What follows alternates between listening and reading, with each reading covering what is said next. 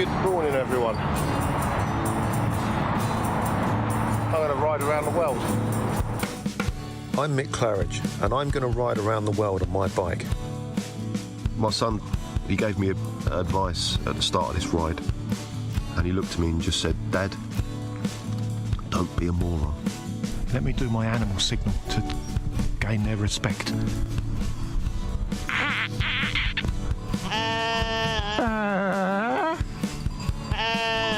How's it going, Sally? Yeah, I'm alright, Mick. How's it going? Worse than that bit in Lord of the Rings where they go into the top and the spiders in the tunnel. I'm just hoping there's a spider at the top of this one to kill me.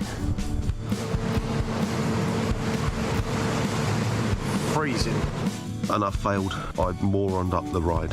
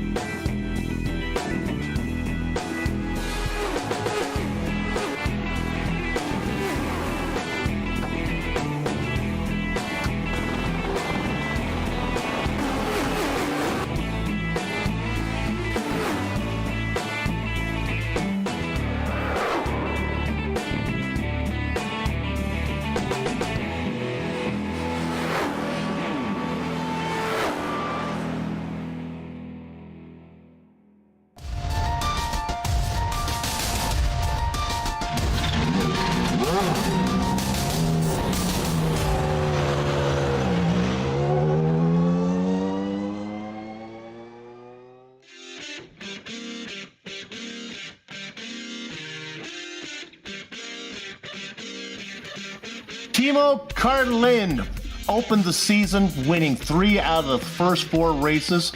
Only Pali Partinen's round 2 win at Fuji prevented Karlinen from a grand slam. But then enter Jukka Tolvanen. He currently is on a 2-race win streak thanks to his successes at Watkins Glen and Oulton Park. So with the book now closed on the first half of the season, little has been decided except for the fact, and with apologies to Michael de Turk, who currently sits 4th in the points, the championship will be a points battle between the 3 aforementioned drivers, Karlinen, Partinen, and Tolvanen. Today, the Lotus 79 Sunday Grand Prix Series comes to Phillip Island to kick off the second half of their season. And you'll see it all, the vintage open wheel action live as it happens right here on the Global Sim Racing Network. A warm Aussie good day, Mike. Mick Claridge along with yours truly, Bill Soup Zahn, high up in the press box to bring you our bird's eye view. Fear not, Joe Peak will be back next week with Mick for round 8. Ryan Bauer is our director, armed with cameras located, aimed, zoomed, and focused by Dougie Beard. Hey, now no track can guarantee a great race, but a track that comes close to being able to state that claim is Phillip Island. Let's head over to our track guide and learn why.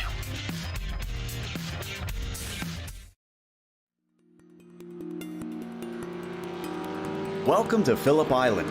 As the name implies, this track is located on a splotch of land off the south coast of Australia near Melbourne. While there's been plenty of racing here for close to a century, the track's current incarnation has only been around since the late 80s. And this version is a doozy. With only 12 turns spread across the roughly 4.5 kilometers, it's a decently fast circuit. But what really makes this place stand apart is the incredible variety in those few corners. From negative to positive camber, early apexes, late apexes, blind crest, hairpins, sweepers, if you name it, it's probably got it. On top of that, the front stretch tends to offer up a slipstream with its incredible length, but it then forces the drivers into a game of chicken by chucking them into the frightening Duen. corners like Lukey Heights stretches a car's grip to the limit and then shocks you with a sudden downhill braking into MG. Retaining something of an old-school twist, unlike most modern courses, Phillip Island has earthen embankments running along many parts of the track. While it's meant to keep the cars safely retained within the circuit's confines, anyone unfortunate enough to manage to jump them will be faced with a ton of damage for their troubles. A variety of types of racing take place at the track, including motorcycles, lower-level open-wheelers, and touring cars. Possibly the most well-known among those is the Australian Supercars Championship. With the Aussie reputation of having dangerous, difficult, and challenging circuits, Phillip Island certainly holds up to the standard. The beautiful views of the beach and the ocean may lure some of the fans in, but there's no doubt that the incredible racing at this unique track keeps them around.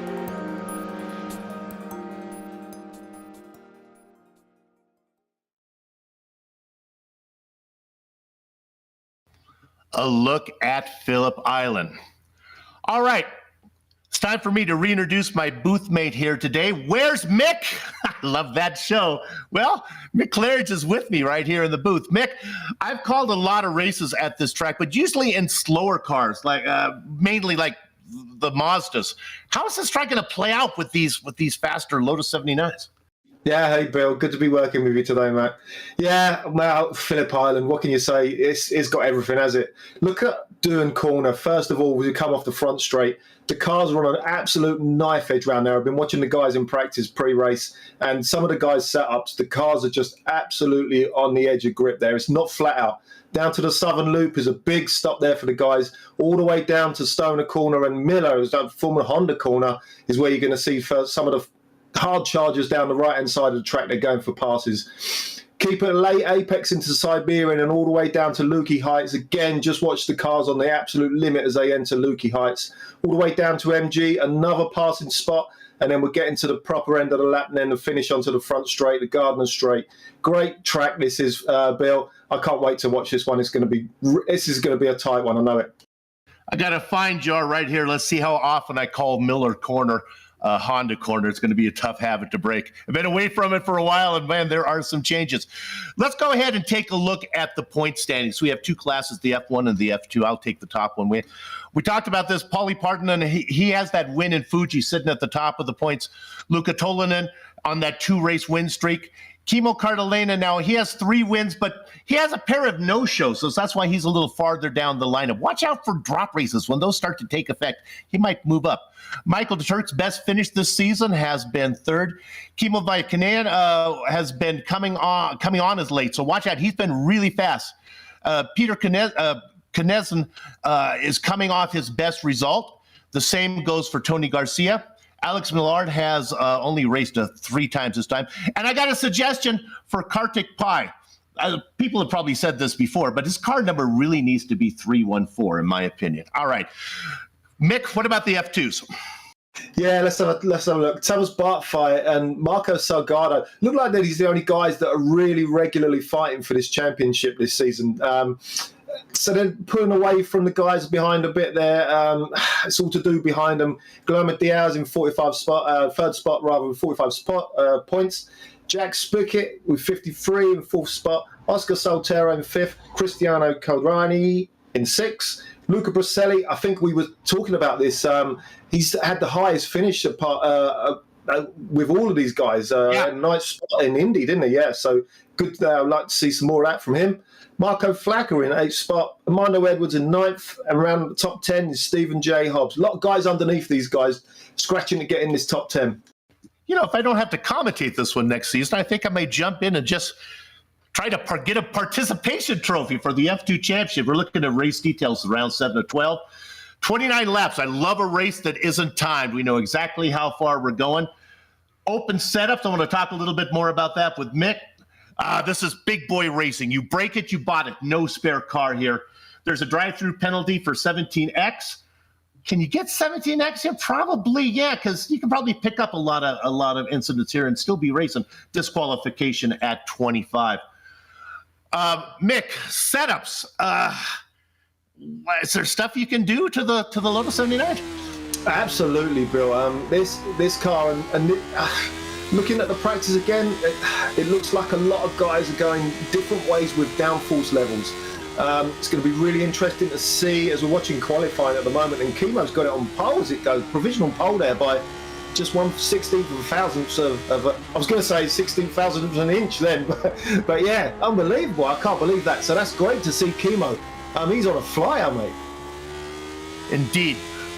Qualifying really important because getting around somebody here might be tough.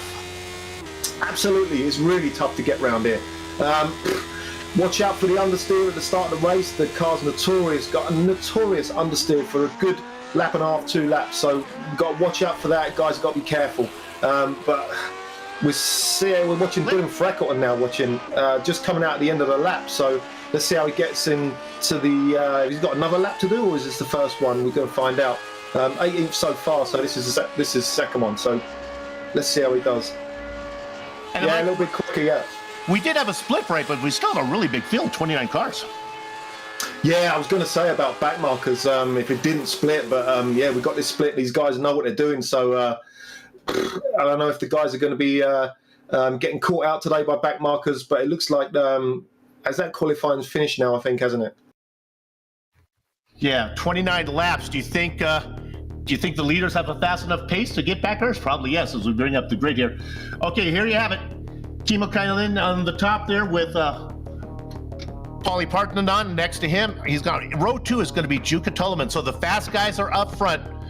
Gernot Frischa is going to be in the 4th position, and he can race with these guys too. Alex Millard has been fast when he's shown up. Jordan Gronkowski is going to be outside of row 3. Peter Knesen in the 23 machine inside of row 4 with Timothy Reed outside of him. Phil Reed and Andres Henkel make up row 5. Mick? Row 6 there is Christopher DeBar in 11th, followed by Kartik Pine 12th. Dylan Freckle, we just saw him up a grid now, moved up to 13th there. Timothy Vaughan in 14th. Nicholas McCarlos from the Camel Series is moving over again, so 15th for them. Tony Garcia in 16th. Seamus Power in 17th. Nathan Dowd in 18th. Thomas Barfly in 19th, and Paul Schlammerberg in 20th. Hidden Blackjack is Xavier Sanchez, Keith Turner back there in 22, Barry West and Tony Alvarez. Chris Roberts, Javier Mosquera, Pica Calera, Daniel Gallis, and Miguel Fernandez make up your 29-car field. Standing start. My favorite kind of start. Tires, cold, problem early on, Mick? Absolutely, yeah. There's watching the race earlier, there was a big slide. I'm not going to say who it was from, but there was a huge slide at the start of the race coming out of, I'm going to call it Honda hairpin because that's what I know it as. So yeah, just watch out for the low grip at the start. When I was covering these in the past, I don't know if it's still the case. The tires, though, would not go away. They were pretty mighty. Is that still the cold? But once they warm up, they last for a while, or do they go away? Yeah, no, they're going to last all the race long and yeah, it'd be really nice. And the car actually gets quicker as it goes on. So the guys have to watch out for a bit of oversteer later on in the run. So they'll be covering that with roll bar adjustments. So we're going to see who gets away with that. But I just have to say again, Kimo on pole. This is unbelievable. This is the first pole position he's had in the broadcast series. So looks like they're getting ready to go, Bill. Round number 7, starting the second half of the season. You can hear the engine start to rev. Gather up the chicken steak, cover behind the cows because the horses are out of the barn. And it is the number 8 out in front. He's getting a nice run, but look at the challenge coming from Partonen. Not going to be able to get there. Yeah, really nice through the first turn there from Kimo. Looks like everyone's gone through the turn 2 nicely, nice and safe from everyone. Just watching Kimo there, nicely on the power there coming out, and we're heading down to the Honda hairpin. And just looks like there's a bit of dust kicked up at the back there, but I don't think anyone's come off there. Relatively clean so far as they go through the Honda hairpin. 1, 2, 3, a little too wide, a little farther back, but everyone seems to negotiate it clean. In fact, they're 2 by 2 by 2 back in about 12th, 14th, and 16th position. Still really clean as they work their way up Lukey Heights. Yeah, Paulie's going to have to get this done if he wants to get it done early enough and stamp his authority back down. He's pretty quick today, Paulie, so is Yuka. But Kimo has really sorted out his his stuff out for this race. He's gonna. This is unbelievable. He's never actually. I don't think he's actually been led a broadcast race. So this is talk about pressure. I mean, this is definitely going to be his first chance at a proper victory here.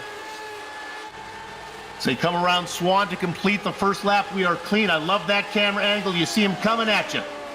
Now they head to the right-hander to start lap 2. Just as I said, Bill, these guys were on a knife edge just coming around here. Nice steering inputs there from Yuka. Yuka's such a smooth driver. I've been watching him a lot over the course of the season. But look at Paulie now. He's just less than 2 tenths off the back of Kimmo now as they run down through the left-hander. Flat out, no problem here with a Lotus 79. How late are you going to be on the brakes? Oh, Paulie's going to go for a late move there, but he's not going to really get side by side. I don't think he was actually going for a move there. That's to tuck in behind for the left-hander. Boy, he is really working them, though, as they come around now. Looking to finish lap number 2. Very competitive up front. Can he wait? Can he wait, or does he want to make it before the tires start to heat up? You better chances when they're cold? I think he's going to want to get this done as soon as he can. Same with Yuka behind. These guys ain't going to want to mess around in this race. They want to get this done. And if anything, Kimmo's put a little bit of a gap as they go down the front straight now. Look at the gap. And if anything, Yuka's a lot closer to... sorry, we've still got the last corner to go. So Yuka's got a huge chance now down the front straight. Which way is he going to go? I don't know. I'm just guessing. He goes down to the inside. He's going to get a nice run down to the inside. Kimmo blocks off Paulie's line. He wants to take the wind away from Paulie and give Yuka a bit of a tow. And there's the result. That looks what happened. Yuka's straight through there. Some nice teammate action there as they didn't battle themselves too much. Is that more of getting a draft out of Swan, or is it about the exit out of Swan? You get the momentum. The draft's got to be important, right? Yeah, I think Kimmo was just trying to give Yuka a tow there. Maybe he feels more comfortable with Yuka behind him than Paulie. I'm not so sure. I don't know.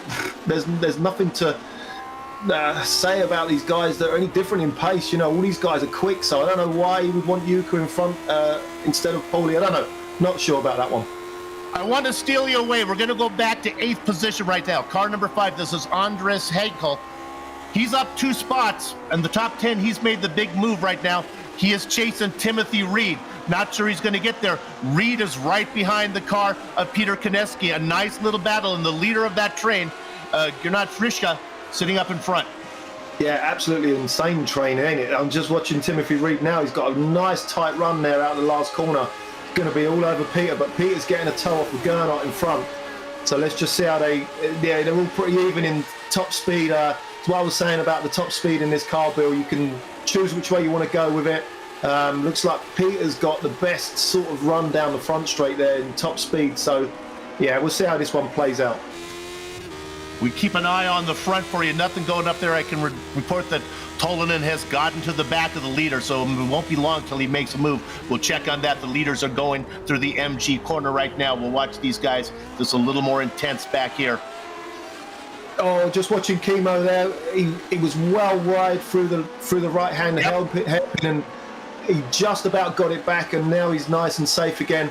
And Yuka's all over the back. If anything, Yuka is really quick through this part of the circuit, Bill.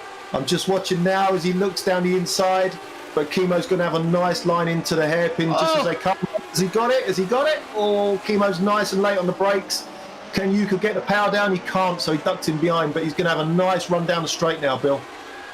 Interesting place to try to make the pass. He looked like it was set up. It could be a nice run out of Swan to get it done here. I guess he didn't sacrifice anything. He's still probably in pretty good shape. About a car length back. He was closer last time. Now a half car length. Now he's right up on his tail. This time he goes to the outside. Not sure if that's going to work. Boy, look at that as Kimmo squeezing him over. Not this time, Mick.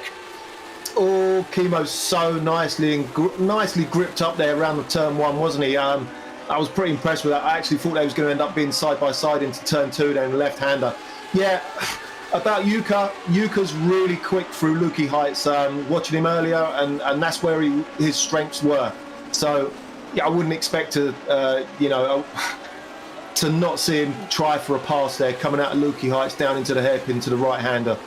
Another driver has joined the party. That's Alex Millard back there in the 10, the bright yellow machine racing in fourth. We ride on board with them right now, looking up at the 3 podium drivers. Yeah, Alex is a bit of an unknown to me today. I don't know his story on his pace. I don't know what downforce levels he's got. He wasn't in the race earlier and didn't see him in practice go. So, yeah, going to be really interesting to see how he does. But, yeah, he's catching up with the guys, isn't he? I mean, we just had a bit of a battle into turn 1 from the leaders, so that would have closed things up a slight amount. But, yeah, Alex is on fire today. Not nearly as close this time out of Swan was Yuka. Not going to have a run at it down into the first corner. I don't believe, but boy, look at the closing distance as he really makes it up. Yeah, maybe Yuka's kept his... Oh, Yuka! Oh, whoa. That's going to give Paulie a nice incentive to give... Oh, those tyres are still hot, Bill. Coming out of the corner there, he's got to go into this left-hander now. The left hand, his tyres will be sorted again now. He'll be okay, but still feels the need to cover it off. Look, he's not going for a pass there. He just wants to cover it off, just take a nice, easy run into the brake marker there and just get back on top of things. Yeah, nice save there from Yuka, but that's the worst part about it is the tyres just heat up and they just melt after that sort of stuff happens. You try and get back on the power and nothing happens. So let me drill down a little bit on that. When they do heat up, can you get them back? Can you behave and they'll come back for you? Yeah, if you behave, that's exactly why he ran down the inside there. So just to cover it off and just, gather himself and the car back underneath him. So yeah, you can melt these tyres easily. All right, Mick, I have called 1,000 races, not 1,000, I exaggerated, of you in the Lotus 49, where it's fun to watch you muscle the car, and you're actually going fast with the car sideways. That's probably not the way you drive the 79? Well, do you know what? This is the thing. I was talking to another guy yesterday about this, and I was saying some of the guys, like as we watch Tim Reed now through turn 1, just watch the steering inputs. So smooth on the inputs, look, nicely turning left, no major upsets, getting the power down, still steering to the left. You see that from some of the guys. Then some of the other guys we might catch in later on. When we go on board with someone else, you might see the steering flying all over the place, where the car is actually on a knife edge. So there's a couple of ways to set up, and it's how you want to set it up, really. I'll be honest with you, I'd struggle with this car, Bill. I always have. It's a downforce car. It's not me at all, I got no idea how to be fast in this car, really. So, yeah, you're talking to the wrong guy. We're going to interview some of the proper guys later on. We'll find out from them. What you say, and that's, I don't mean to sound insulting here, but that doesn't surprise me from the way that I've seen you race, slide this 49 around. It seems like your skill set wouldn't be taken advantage in one of these cars. Yeah, maybe so. Yeah, I have to agree with you there. I'm just watching Yuka now. Every time we go on board, I just want to watch the steering inputs, and it gives you a lot of info about what's going on in the car and the setup and the way these guys run. So just watch the setup now. You can get a lot of info when they steer and they're on these really fast corners. Look at the back end go there for Yuka. Maybe that's just a bit of a power application problem what he's got there, but I did notice he was a little bit loose coming out the corners in the last race we watched earlier on today, just to get a game. But is he going to have a look down inside? No, he's going to wait. But Paulie's all over this, and I wouldn't say Alex is all over them yet, is he? So these guys are still really on the limit. But yeah, it has to be said again, Bill. Chemo, first time he's been leading the broadcast race, and it will be his first win. He's had his first podium this season. He's going to really want this, and it looks like he might be able to do it. I don't know if he's the fastest car out there, but he's one of the wider cars out there. I can say that, as Tolanen has had no luck so far. Now he's in a pretty good position this time. Let's see. We'll stay on the leaders here as they get all the way down the back straight into down the front straight into corner number 1. See if it passes me. Then we'll jump back a little bit. Boy, he's about 2 car lengths back. Might be a little too far. He's closing, but by the time he gets there, he gets to corner number 1. Let's see how it plays out. Is he going to force the issue? He's looking. He spies. He tries, but Chemo denies. Wow. On the limit there. I'm surprised Paulie couldn't do anything about the 2 guys there when they were side by side. how come he didn't be able, why couldn't he be able to get up to the back of these guys then? I'm not sure what was going on there. Maybe he lifted off, but just look at this battle now for the lead. It's Yuka's got a trimmed out car. He's kept his car set up the same, I think. We'll get to ask him afterwards, but yeah, Yuka's got a nice top speed in that car today.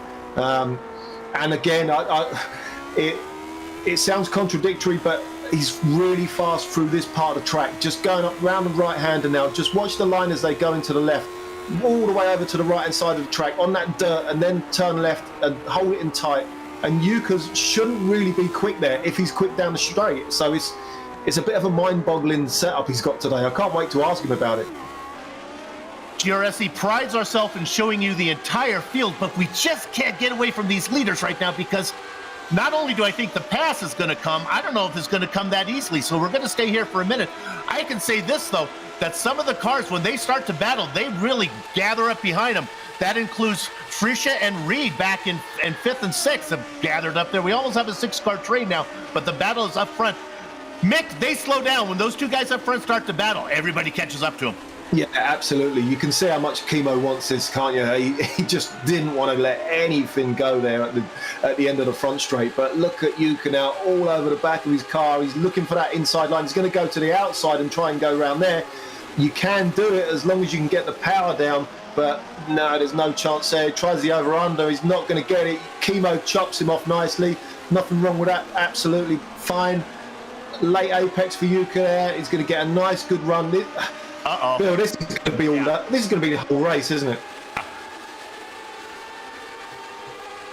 I'm thinking this is the closest I've seen Yuka to the leader coming out of Swan, or going down into Swan. Let's see how he plays out here through the MG corner. He's really close. Boy, a good drive off, though, from Chemo. I think he's in good position this time. I'm predicting the pass is going to be made. I like where Yuka is. Yeah, it looks like it's going to be a nice side-by-side down at the turn 1 this time by just riding on board with Yuka now. Which way is he going to go? Is he going to go right or he goes left? Okay. Let's see. How's your grip around the outside of Yuka? I think he's going to... Yeah, this is looking good. Oh, I don't know, though. No. No. Chemo's right around the outside. He's left the door open there. I think Yuka's going to get this done, isn't he? But just watch out, Bill. Chemo's going to be going for this late move down the inside. Yuka never really got in front, did he? No, so he didn't. Advantage Chemo here and the apex of the Honda hairpin. And he holds him off. He hit through Stoner. He hung onto the outside line so he could get that advantage down into Honda, or what they currently call Miller. Boy, what great racing. I know there's 26 other drivers. We'll get to them, but this is just too good. Let's try it up through Lukey Heights. Nope. Yeah, Yuka's all over the back of him. I can't believe Paulie's not getting involved in this. And I'm just looking at the guys behind. Look at the guys behind now, Bill. We've got Alex Millwood. We've got Gert Frischer involved. We've got Timothy Reed, and Peter Konecki has got a bit of a gap behind him. But as long as these guys battle like this is going to end up being a 7-car battle for the lead. Well, via Kanan, look how he's protecting that inside, even more so than last time. Absolutely. Gunnifer's Tolanen around the outside and not going to get as nearly as close as he did the lap before. Yeah, so what I think's happening now with Chemo is because this is happening so often now, he's actually learning the weaknesses, what Yuka has around the outside of turn 1 there. So I'm pretty sure he's going to try and hold that line now. He should cover this off, but he hasn't. Yuka's going to have a little look, but Chemo's really late on the brakes there, and yeah, it's not going to happen. Yuka's got to hold the car so tight there on the exit to try and get anything done. And yeah, has to be said, Bill, these guys are driving great, aren't they? You know, you really start to just take it for granted what they're really doing. It is remarkable. Racing hard, racing clean. And I tell you, the best friend of all these guys hoping for that battle to continue is Alex Millard back in 4th position. That battle has allowed him to stay close, and like you talked about, 5th and 6th as well. 6-car train down into the MG corner. Yeah, absolutely. Just again, look at Yuka now, still all over the gearbox as they went through the hairpin. Paulie's having a little trouble getting on power there, coming out there, so I'm just wondering if he's...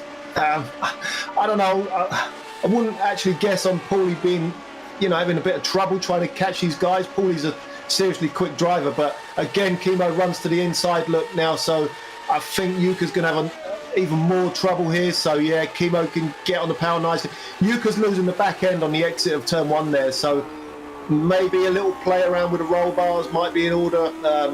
Let's see. We're only lap 13, Bill. So there's tons of racing to go still.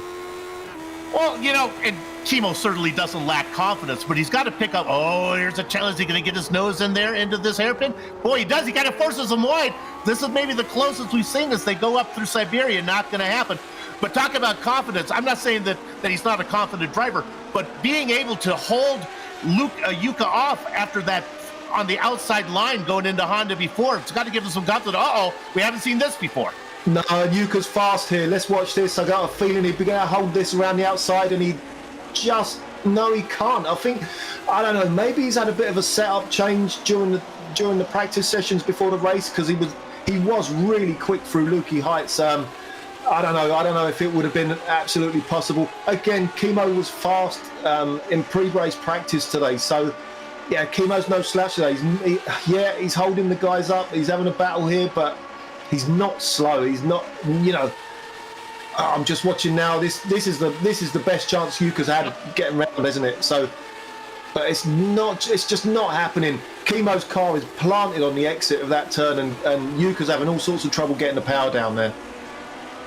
Really confident going into 1 and then going through the southern loop as well. Mark on your clipboard, Peter Koneski is about 3 seconds back, and little by little trying to make it a 7-car train and be the caboose of that lead car train. Yeah, absolutely. Peter was the fastest guy that time by out of all of these guys, and it's only because these two are battling up front, and it's just causing that to happen. But so let's have a look. Yuka's going to try something. He's got to try something else. It's so hard. What else can he do? He's trying it everywhere he can. Exactly, yeah. He's really close now. I thought he was going to hit him. He would have thought that as well. But look at the gaps opened up now. And Paulie's not anywhere near close enough to make a move on Yuka down the front straight. But Kimo's going to have at least a nice entry into turn 1, I think, this time by. He'll be breathing a sigh of release now. Let's just have a look at the top speed of these guys. So I'm sitting on board with Yuka, 178, 179, 180 miles an hour now, 181. It's a good 3 miles an hour faster than Kimo there. So that's all to do with the downforce and the toe. So Kimo's got a pretty trimmed out car there. So maybe he's changed a bit of a setup during the races today. And I think maybe, I don't know about Paulie. Paulie doesn't struggle like this in these races. Paulie is normally all over this. But Kimo's run wide. Look, Yuka's going to get through it. I don't know if... is Kimo going to still be able to get this done? There's a net code there. That was nobody's fault. It was a bit of net code. I saw it. It was a good gap of about 6 inches there. And Yuka's off. He doesn't hit anything. He's brought the car back on. I don't know if going through the beach is going to hurt these downforce machines, but it's certainly going to take him out of the mix. But Kimo's not out of the woods yet, because now it's next man up. Let's see what Pardonen can do. Yeah, Paulie gets a massive slide coming out the left-hander there. Let's just see how now you're going to be a bit worried about getting on the power now onto the front straight. But yeah, we're going to see Paulie's true pace today now. I'm not sure if we've seen it yet. Remember, Pardonen did get past. He started in second position. He fell back when his teammate got around him. But he's been back there learning and watching, maybe studying, maybe seeing what does work and what doesn't. Yeah, and what Kimo won't like is he would have got used to Yuka's moves. So he knew what was going to happen. He knew to hold that right-hand side. He does not know what Paulie's going to do, and he doesn't know where Paulie's fast in comparison to Yuka. So it's a bit of a guessing game for Kimo now, and let's just see if he can hold this, because, like I say, I think out of everyone on the grid now, because he's actually leading this race, he's going to want this the most. First broadcast race win would be. So, yeah, he's really going to want this one. Mick, sometimes wire to wires are easy. Sometimes wire to wires you got to work for. And boy, this is a hard fought lead that Kimo's hanging on to. Yeah, you picked a good one to come back to us, Bill, didn't you?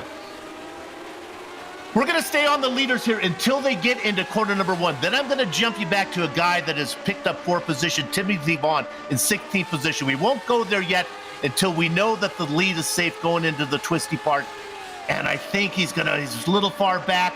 As they get in there, is he going to make a move? No, I think they're going to be good. So let's take this opportunity to quickly jump back to car number 16, racing in 10th position. He has up 4 spots. He's all by himself, racing out there in that blue machine. Nobody in front of him. He's got, about 10 car lengths before he gets up to Christopher Dubois. But I just want to give a tip of the hat. He's up 4 spots. Oh, just watching there, just in front of him, Gernot Fritsch went right around the outside of a wall of death on turn 2 there, so maybe he's going to be able to pick another spot up here. Is he going to go for a dive? No, Gernot covers him off nicely for the inside of Honda hairpin, which is called Miller, I think, isn't it? Called now, as they go around there and down to the left-hander. But yeah, nicely done for Timothy Vaughn there. Oh, there's a that was Dubois who got loose, taking evasive action. Was Frisha. We were on it. Oh, I just want to watch what happened to Frisha there. That was such a weird little slide he had there. I'm just checking myself. It looked like he actually chose to go that way, and it was the worst thing he could have done there. He's had so much bad luck lately, Bill. He's had some real problems in some of the races. So yeah, it's another bad one today for him. Not his doing. Not his doing at all. Sometimes that's where the action is. Great racing up front, but those guys that are racing mid-pack are really racing on the edge of... Mick, I like to call it... Because we've done a lot of Lotus 49s, and sometimes the best racing, even though you're up front, sometimes the best racing is farther back. And I equate it to, would you rather watch a game of tic-tac-toe between 2 chess masters or between 2 toddlers? It's going to be more exciting between little kids. No, don't go there to the circle with the square. No, up front, these guys haven't figured out. They make less mistakes. Is the point I'm trying to make. Yeah, absolutely. I was chatting to some of the guys from the Lotus 49 race yesterday, and talking about the mid-pack stuff. It normally breeds a good few battles, don't it? The guys up front, I like watching them because they're absolutely on the limit. We got a replay coming now of looks like Henkel there. Oh, he was having a good run too. Yeah, not actually sure what happened until we see this. I'm watching it live at the first time, so he comes out the hairpin. Oh, and he's just all over the grass there. So straight on the brakes and stopped it from going all the way around, but couldn't really do anything after that. But yeah, running out there, that's the only thing that's going to happen. Oh, we got to look at the lead here, Bill. Yeah, now this is interesting. He took a peek going into the southern loop. And notice back there, Alex Millard still waiting, sitting in 3rd now, up 2 spots. He's 1 mistake away from coming home with a victory. Yeah, absolutely. And as I said before, we've already had netcode between the 2 leaders, so it is something that can happen. And it was just really unfortunate there. It was so small, the netcode, that maybe Yuka might feel a bit annoyed at that, but there is no reason to... it wasn't Kimo's fault. Sometimes that just happens. No. We're talking great distances between the guys. Got another replay we're going to be looking at. I think that's actually more netcode, isn't it? It looked like a great big gap between the guys there, but yeah, I don't know if we're going to see it again. Should we have another look? Let's have a look. Oh, we're back to the leaders then. So yeah, this netcode stuff, it's a major problem, isn't it? It is, but it is a thing. It exists. You almost... I've talked to real-world race drivers, and they say, what's the difference between racing in the real world and racing? And a lot of them will say, you got to leave more space in sim racing than you do in the real world. Yeah. Here's a guy, Jordan Gonkowski. I love mentioning this guy. This guy is a previous Scottish Formula Ford winner, and he's really come on in the 79. He did Lotus 49 season with us, and did really well as it goes. He was fighting for the championship, and he's come over to the 79. Here's a guy that does everything the hard way, as he's just looking down the inside now. I don't know if he's going to get this done against Christopher Dubois. It looks like he's going to have a nice run down the inside. Christopher's nicely on the power though. Let's just watch now as they go down to the hairpin. Is Jordan going to go around the outside here? And is Christopher gonna? Oh no, Christopher leaves the door open slightly, and Jordan's gonna go for this. So nicely on the apex, but Christopher gets a nice run on the exit. Tough corner to pass there, isn't it, Bill? It is indeed. You get close, but look at this. The pressure made him make a mistake. But honestly, that's not a bad position to be in because you're not going to get a draft. Now he tucks in behind. Yes, so I was just going to say, so Jordan does it. He's hardcore, so he doesn't use a virtual mirror, doesn't use any shift aids, doesn't use any aids whatsoever. No clutch, no auto blip, anything. He does it the hard way, you know, as close to reality as he can be. So yeah, fair play to him for doing that. We're just sitting on board with Tim Reed now again. Nice and smooth on the steering wheel for Tim. Well, he loses the back end slightly there, but yeah, I'm a big fan of Tim. He's a good peddler. He's no slouch. Just going back to the lead though, Bill. Here it is, peeking down into the MG corner. They're going to be Cialis bathtubs coming out. They touch loose, and that is Paulie going into the wall. Yeah, Kimu, look, we had the perfect angle to see what happened there. Kimu just lost the back end on power. Oh man, he wants this win, doesn't he? He's just trying to stay in front with his right foot there. He knew he was under threat there from Paulie. Just keeping his foot planted there as he got out just a bit too much on the right foot, and the rear kicked out there. Ah, such a shame. Such a shame. Well, both the teammates are gone. And now when I say next man up, well, this time it's going to be Alex Miard. He's got a little work to do to get up there, though. I wonder, do you think front wing kind of important on these cars? Do you think maybe Chemo? A little issue there? Yeah, let's just have a quick look at that. I can, no, he actually looks absolutely fine. It's pretty good, doesn't it? Yeah, looks pretty good. So, yeah, it's such a shame that happened between him and Paulie. Paulie was, I mean, Yuka, yeah, you can't do anything about netcode, but with Paulie there, he won't have liked that. He knows it was his fault, and it will take the shine off this win if he does get it. So yeah, such a shame there. Looking at that nice battle on screen right there. That's Korneski. Who was Mick? Who was the driver you said was racing with an Xbox controller? Do you remember who that was?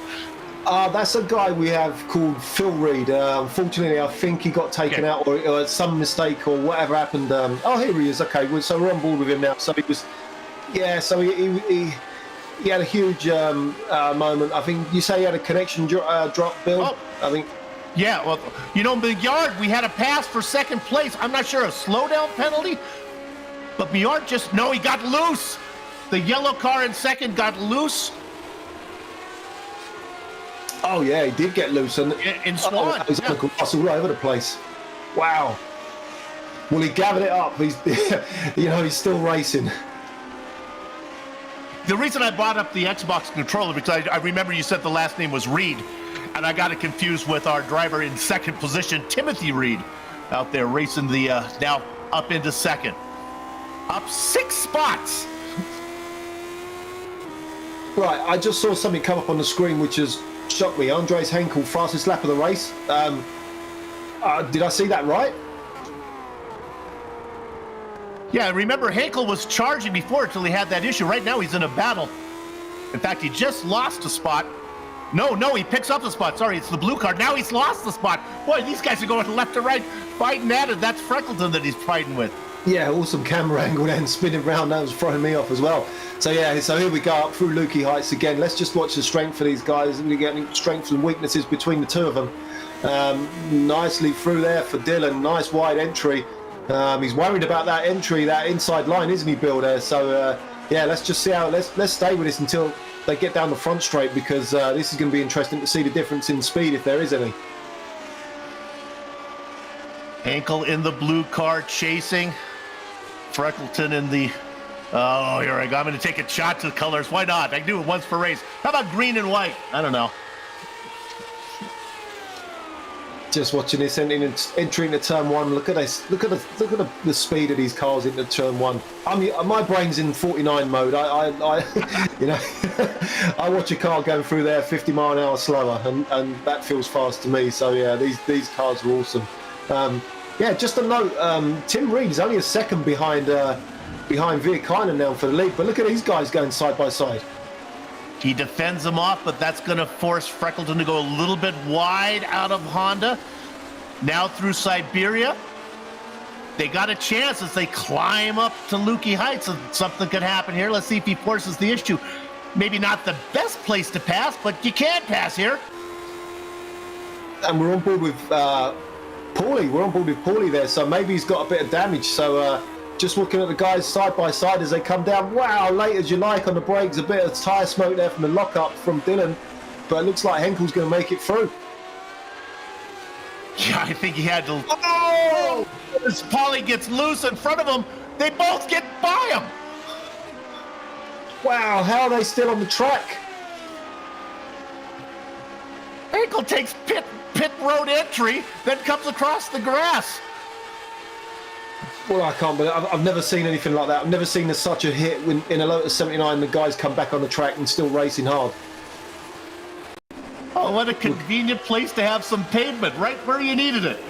Oh wow! So yeah, so watch the tyre smoke. So we saw the lockup from Dylan there. Then Henkel got it, and just watch Paulie. He got so loose on the exit. It went on the grass. He had nowhere to go but down the pit end. As you say, the pit entry road. So that helped him out massively, didn't it? Going off track, and you still had some grip. So we got Paulie in front, so we're on board with Henkel. So just watch Paulie now. He just gets on the grass, loses the back end. I'm surprised Henkel's car didn't fly through the air when the tyres touched there together. Pretty good hit, though. Absolutely. Just be interesting to see if Paulie's carrying on there. He's doing okay. He's able to stay in front of Freckleton. Right, so here we go. So we're on board with Tim Reed now, and Tim Reed's got a chance of a win. I'm not actually sure if he's won a broadcast race himself, so this is going to be an interesting fight now. Man, Kimmer's had it tough today, hasn't he? He's got, you know, he started having the Yuka all over the back of him, and then Paulie all over the back of him. Now he's got Tim. It's three different guys with Alex Millwood right there ready to take up anything that gets spat out. But we're working lap 26, so if Reed's going to have something for Vickanen, he's going to have to do it early. Not many opportunities left. Yeah, that's right. So here we go again. Now they're heading down to... we're going down to... up to Lukey Heights. So around the left-hander now. Just looking at Tim there, just to see where... I'm just watching to see where everyone's strong and everyone's weak. Someone's losing it badly in the background. Oh, that's Yuka. So Yuka's made it back to these guys. So he's not too far back. So Yuka's still got a chance to get in amongst this battle then. He does indeed. I'm not out of it yet. Oh, getting really loose there was Reed. Gets it gathered up. That's going to ruin his chance of making the pass this time through. Quickly, I got to give a tip of the hat. We're going to go real quick to car number 16 in 6th position. Again, he's all by himself. Timothy Vaughn up 8 spots. I believe he's our hard charger. Well done, man. Yeah, well done. Looks like he's had it nice and easy today, doesn't it? But yeah, nicely done for Tim. All right, we'll leave that with not much excitement. I just feel obligated to give some screen time there. Let's go back up to the leaders. So again, down to the hairpin.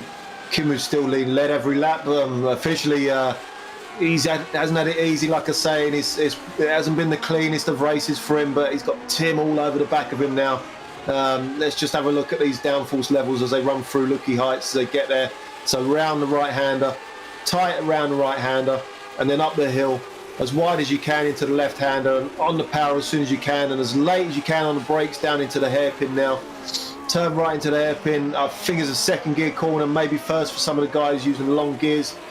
And then on to the front straight after this next turn. We've got another left turn to go, and then onto the front straight. And then let's have a look at these downforce levels.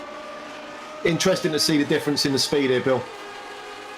Mick, when I cover like a Skippy race or even a Lotus 49, when you get two cars side by side, it makes a huge hole for the guy in third. I don't see that so much here today. There's 7 milliard when they go side by side, the third guy in third doesn't really gain as much as I would think. Well, boy, he's there now, though. Yeah, he did at the end of the corner there. Alex had a real good turn two there, didn't he? But I think they've actually got the downforce level and the drag level of this car pretty spot on. I think that's what you would see in real life when you see these. Oh, just watching Kima there, went well wide on the exit of the hairpin there. He still holds the lead though. So we are on lap 28. Help me out here, Mick. I haven't done this for a while. Do we get the white flag this time around? Is that what we're looking? 29 lap race? Or we go one more time? 29 lap race. Yeah. The white flag coming. So one more chance down into corner number one. This is it. This is the time. He won't get that front straightaway again. Yeah, people are getting hungry now. Look at Alex. He's all over the back now, and he wants this. He wants to get involved. And Yuka, man, he's going to want to get involved as well. But look at Alex. I was just watching Alex there myself. Got massive slide again. And just watching him now as they go down the front straight again. And Kimu's run to the left. He's weaving down the straight. Nothing wrong with that. It's just trying to break the toe from Tim. And we're just looking at the difference in the speed. Tim's got nothing for him in the downforce department. So is Tim going to go for a late move down? No, he isn't. Kimu's really nicely late on the brakes there. Kimu, like I say, hasn't had the best of races today with incidents and stuff, but he's been no slouch today. He's been a quick driver. Almost felt like Reed's car has a little more downforce dialed in than the car of like Yuka when he was right after, who would get those great runs down the front straight. Final lap now. Kimo Vaikunen up in front, being challenged by Tim Reed. He started in 8th. He is up 6 spots. Running out of corners to make the pass. One more shot would be down into MG, perhaps.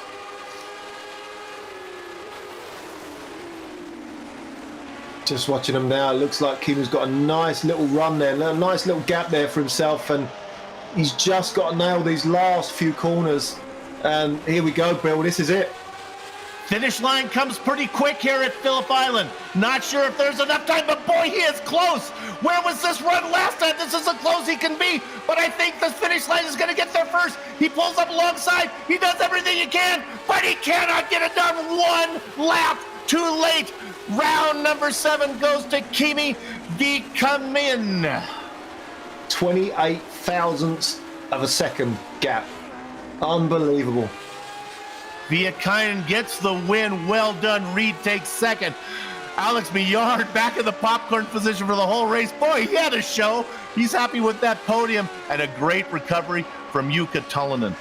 All right, what we're going to do right now is take a short break. Mick and I will catch our breath. You can take a quick run to the fridge.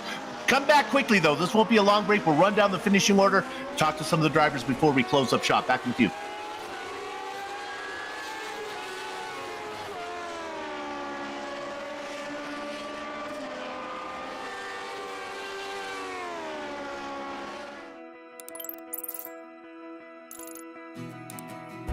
iRacing is a sim racing game that combines a true-to-life racing experience with an online community of virtual racers from all around the globe.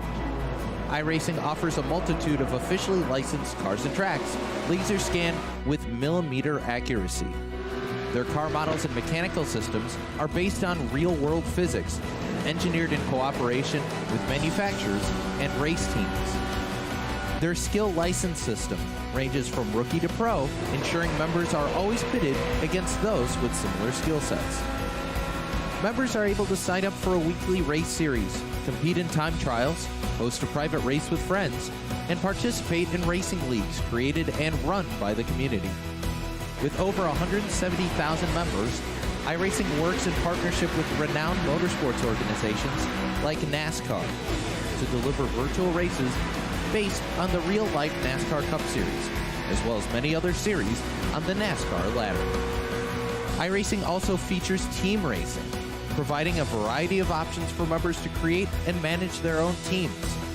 Race with friends or real-world teammates in full-length endurance events like the 24 Hours of Daytona, Spa 24, or the Bathurst 12 Hour. Additional partners include IMSA, World of Outlaws, Supercars, and IndyCar, allowing members to race in their very own Indianapolis 500, Bathurst 1000, Chili Bowl, and many more iconic events. This is iRacing, delivering the most authentic racing experience short of getting into a real race car. Sign up today at iRacing.com.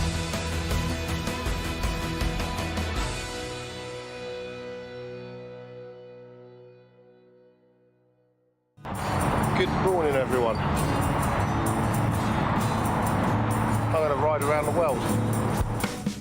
I'm Mick Claridge, and I'm going to ride around the world on my bike. My son, he gave me advice at the start of this ride, and he looked at me and just said, "Dad, don't be a moron." Let me do my animal signal to gain their respect.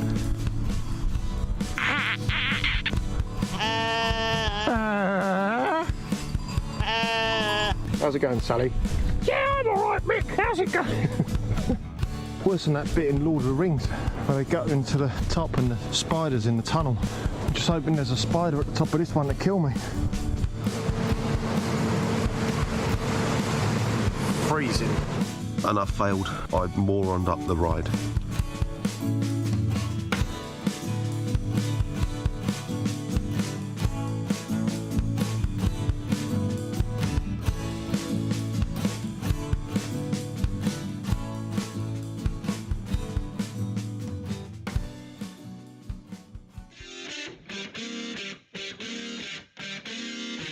From Phillip Island, welcome back to Global SimRacing Channel's Round 7 coverage of the Lotus 79 Sunday Grand Prix Series.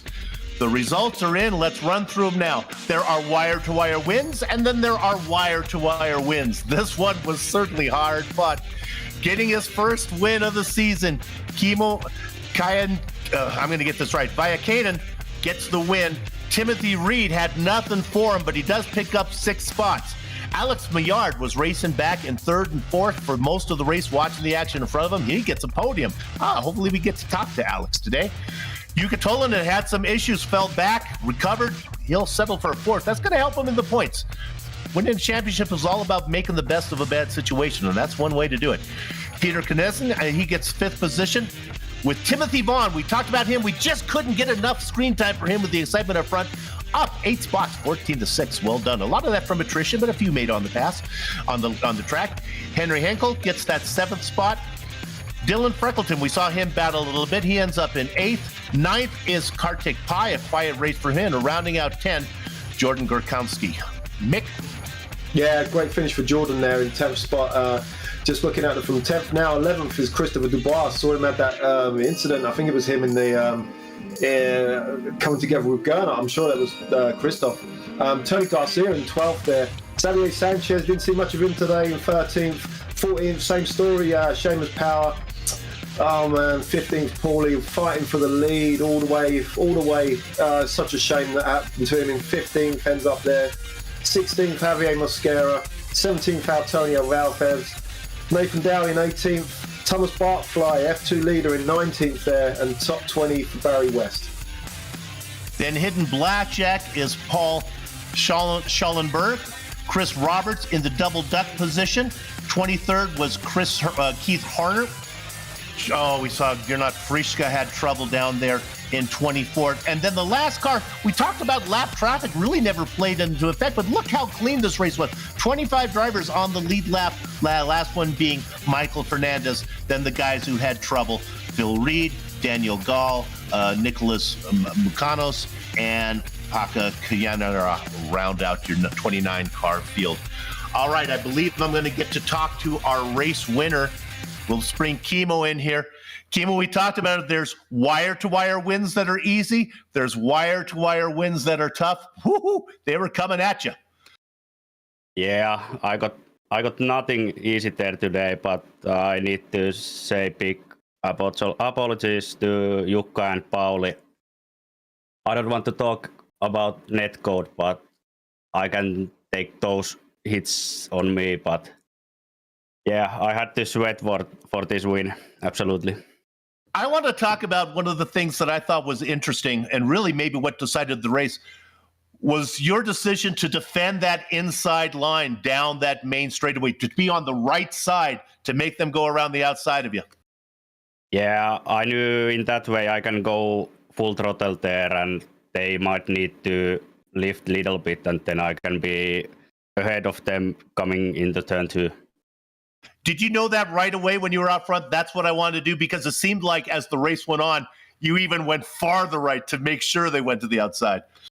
Yeah, I didn't want to let them come inside, so I took it very carefully after a few times.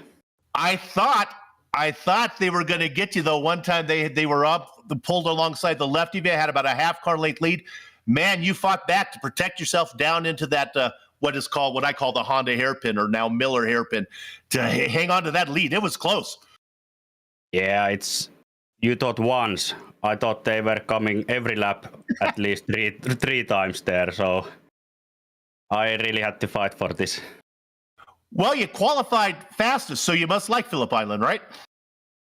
Yeah, it's pretty nice flow there, and big thanks to Andy who gave me his setup start of the week, and after a few laps it suited me pretty good, and there's the finish that we wanted to get.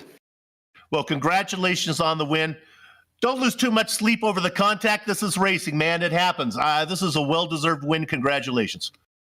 Yeah, thanks. Thanks everyone watching my stream and giving those shout-outs at Discord channel. And thanks you guys for doing these broadcasts, and cheer to my dad. Well done. Thank you very much. Kimo Vayakainen, your race winner today. And considering the country that he's from, a darn good interview as well. Mick, who you got? Hi, looks like we got Tim Reed in the booth. So welcome, Tim. Listen, that was an unbelievable finish. But before we get to that, just chat about your race. We was watching the guys up front, obviously, for the lead battle, but you were always there and thereabouts. So just give us a shout. Just give us an insight into your race there. It was just super fun. It was one of the funnest races I've had in a long time. Just everyone was super consistent and just tight together, and just waiting for someone to make a mistake. No one was making mistakes. So it was just, I was running higher downforce, and so I depend on that. And it was an incredible race. Congrats to Kimo, and it's unfortunate for Juga and Pali, but they had good pace. But I'm very happy with the race and the performance I had today. Yeah, well, looks like we know what we're talking about here in the booth then, yeah, because we touched on the downforce levels for a second, and it did look like you was running a little bit more wing there, or ride-eye, or whatever, to give you a bit of trouble down the front straight. But just go through that last lap with us. Oh yeah, I was just super happy just to be in in the top 5. So I was just gonna defend against Alex and try to get in the head of Kimo. I think he had a similar sort of setup with a little bit more downforce. So I was surprised at the run I got at the end. It was super close, but just happy to be here.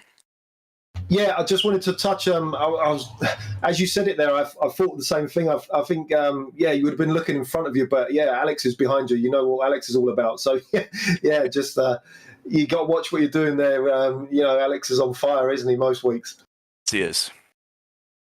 So I'm a bit of an unprofessional. I don't know where we are next week. Do you know yourself? Oh, man, no.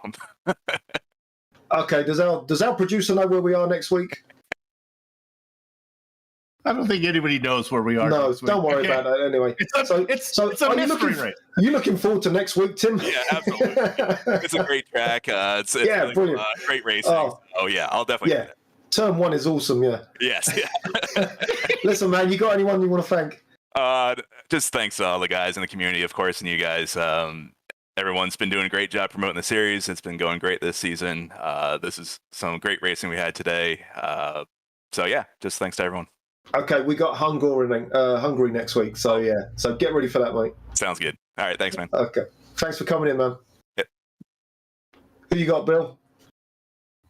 Alex Milliard's not here, so we're going to get a chance to talk to our 4th place driver, Yuka Toloman. Wow, Yuka, you got around your teammate, and then you tried everything you could on Kimo. Just couldn't quite get it done.